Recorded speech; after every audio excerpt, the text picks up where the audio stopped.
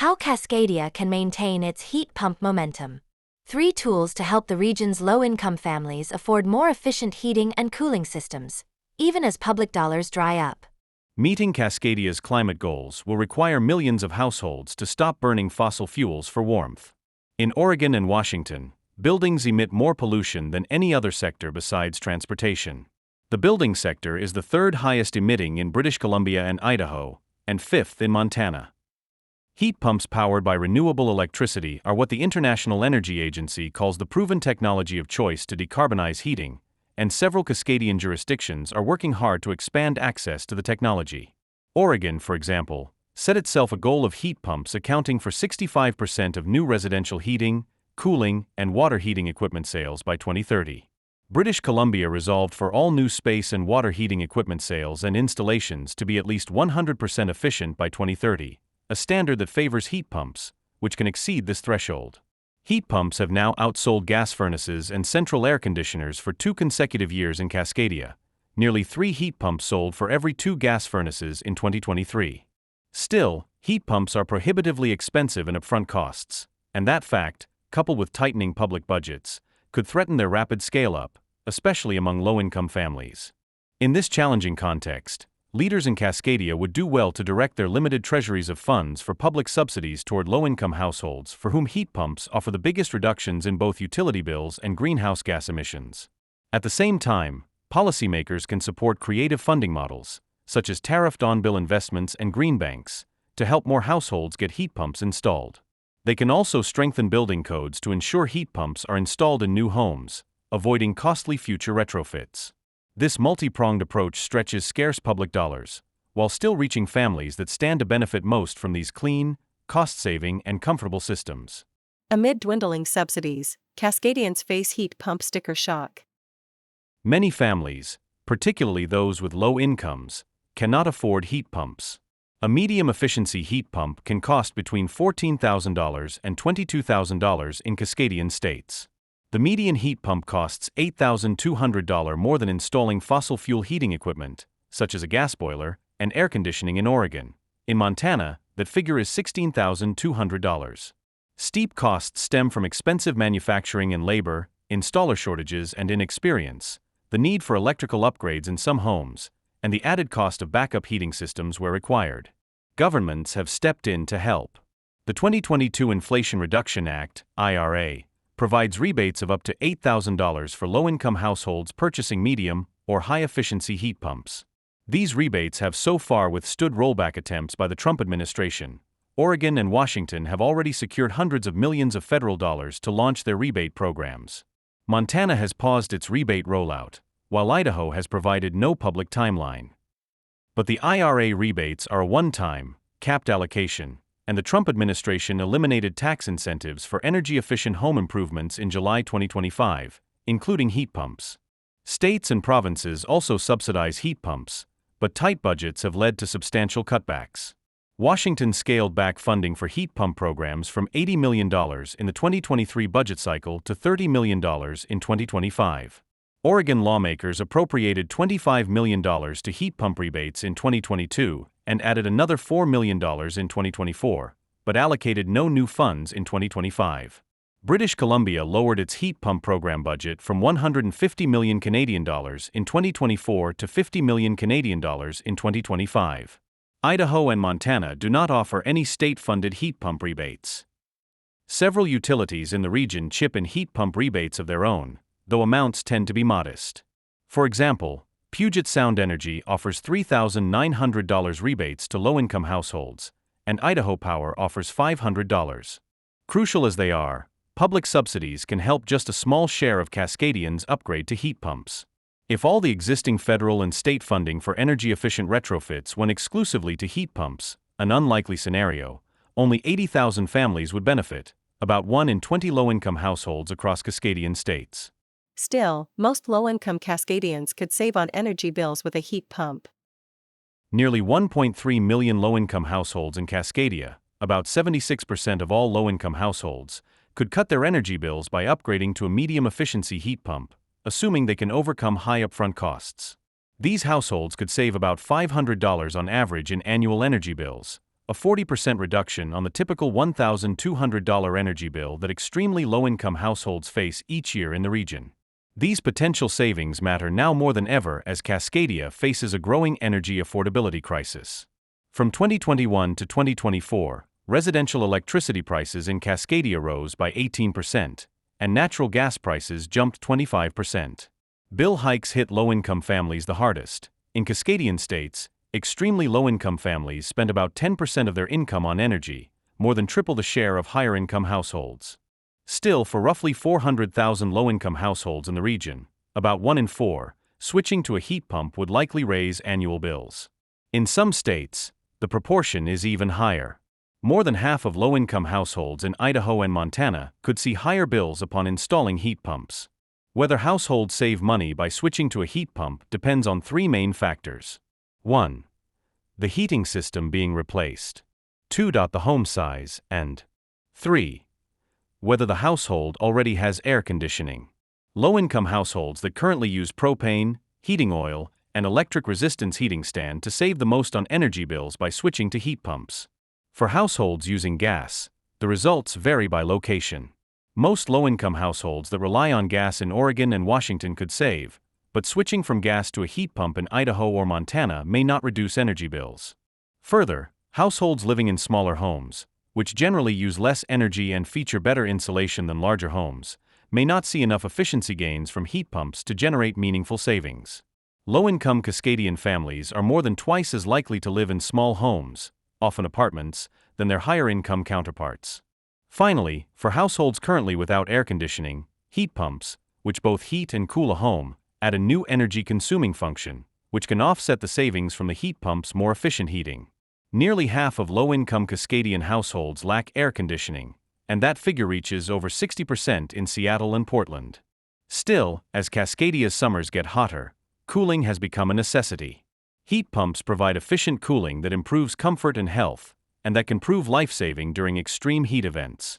Many families with limited budgets turn to portable air conditioning units that cost about a tenth of what heat pumps do at purchase. Heat pumps, though, last longer, provide lower summer electricity bills, and maintain more consistent temperatures than other air conditioners. Overall, energy bill savings allow medium-efficiency heat pumps to pay for themselves over 15 years without subsidies for about 30% of Cascadian households, including nearly all households using propane and fuel oil, according to the National Renewable Energy Laboratory. Innovations like window heat pumps could drive down costs, spur market growth. The high upfront costs of heat pumps partly reflect the technology's relatively early stage of market development. Heat pumps are not yet the standard choice in the heating, ventilation, and air conditioning (HVAC) industry. Innovation could change that. In 2022, New York launched a challenge for manufacturers to create heat pumps that fit in windows like air conditioning units. The winning window heat pumps, or micro heat pumps, cost up to 40% less and are easier to install than conventional heat pump models.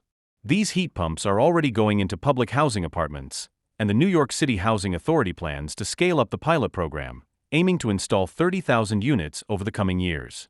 Cascadia has begun testing window heat pumps, too. From 2022 to 2023, the Northwest Energy Efficiency Alliance, NEA, piloted 16 units in Oregon and Washington. Participants reported mostly positive experiences, especially for cooling, but the pilot exposed challenges in installing the equipment in certain common window and building types. And the micro heat pumps still cost more than window air conditioners. NEA plans to work with manufacturers and energy efficiency organizations to continue testing window heat pumps and potentially integrate them into the organization's retail portfolio program, where participating retailers receive incentives to preferentially stock and sell specific products. NEA is also sharing insights and coordinating with the New York City Housing Authority and the New York State Energy Research and Development Authority on window heat pump development. Expanding and accelerating these efforts could bring affordable heat pumps to homes across Cascadia. 3 tools beyond rebates to aid heat pump affordability. Many households with the lowest incomes will continue to need subsidies to afford heat pumps. State and utility rebates remain important for these families, many of whom could benefit the most from lower energy bills and face the greatest barriers to accessing heat pumps. One piece of good news is that the households that stand to cut the most climate pollution with a heat pump, those using propane and oil today, are also the ones likely to save the most money. Across Cascadia, about 76,000 low-income households rely on propane or heating oil to heat their homes. On average, these households could each save over $1,000 a year on energy bills and reduce their emissions by nearly 6 metric tons of carbon, the equivalent of taking 1.3 gas-powered cars off the road each year. But not all federal and state rebate programs prioritize applicants based on their current heating source. Oregon's Community Heat Pump Deployment Program is an exception that prioritizes households using propane, fuel oil, and electric resistance heating. Other rebate programs could follow suit. Directing most available state heat pump subsidies to this group alone would be a good idea, but it would nearly exhaust existing funds and reach less than 4% of low-income households in Cascadia. Faced with this reality and tight state budgets, policymakers can consider several complementary approaches.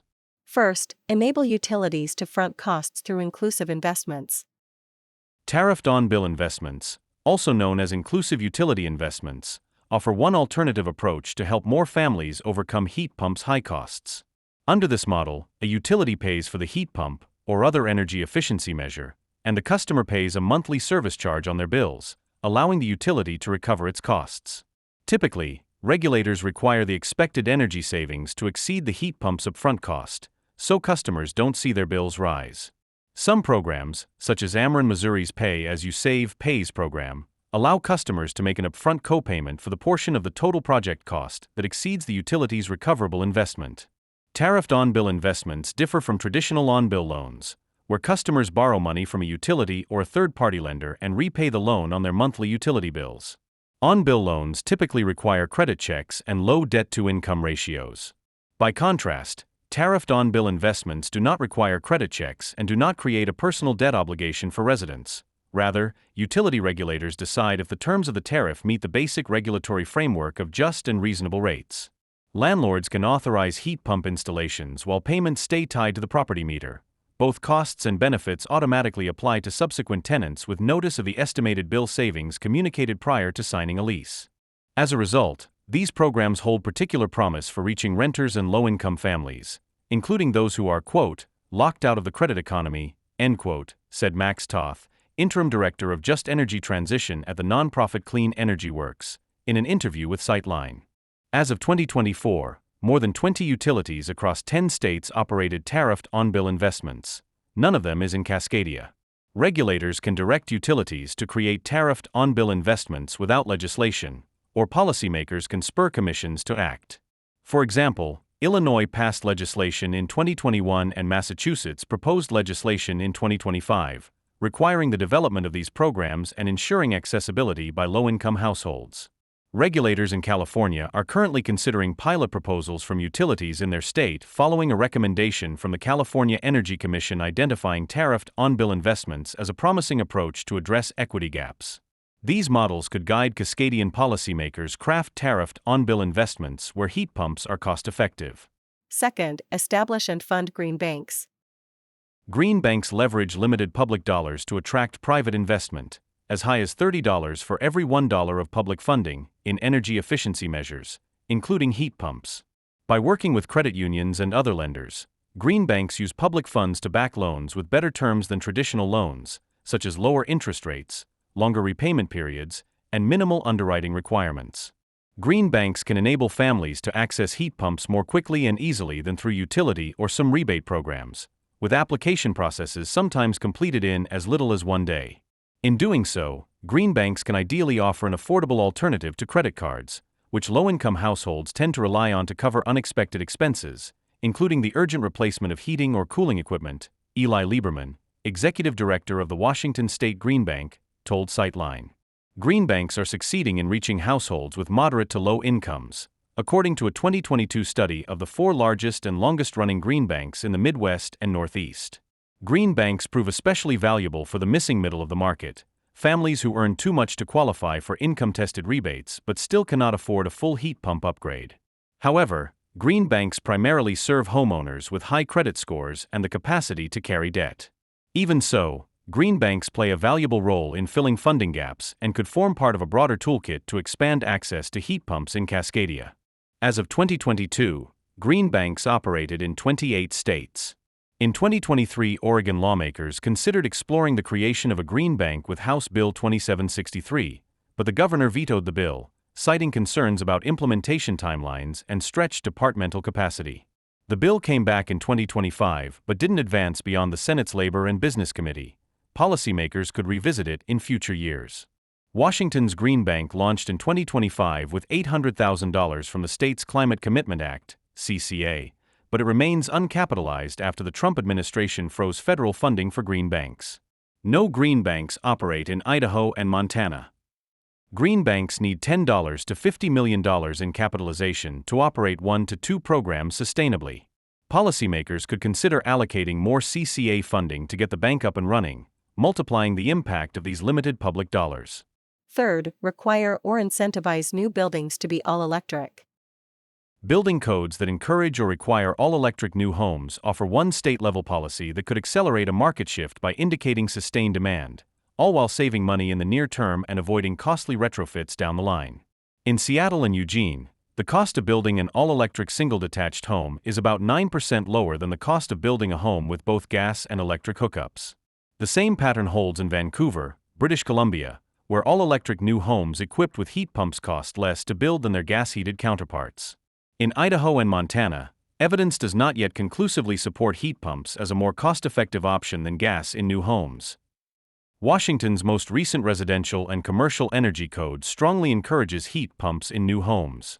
Similarly, British Columbia's updated code mandates 20% better energy performance than the previous code in most new buildings. Heat pumps offer one of the most cost-effective ways to get there.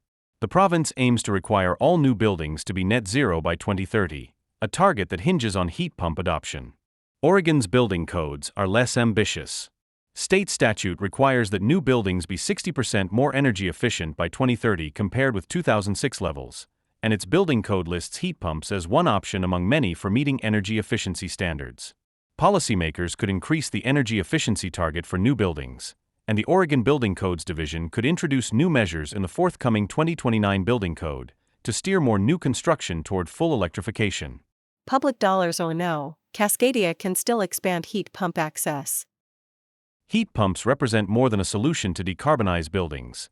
They offer a path to lower energy bills and cleaner, safer homes for low-income families across Cascadia. While initial costs remain steep and not every household would save money switching to a heat pump, the technology presents a compelling opportunity for millions of households in the region. With increasingly constrained public finances, limited public subsidies can go further by targeting homes with the highest potential for savings and emissions reductions.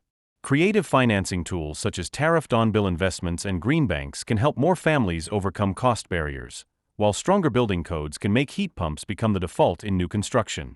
Together, these actions will help Cascadia cut emissions, reduce energy burdens, and deliver the clean energy transition to the families that need it most.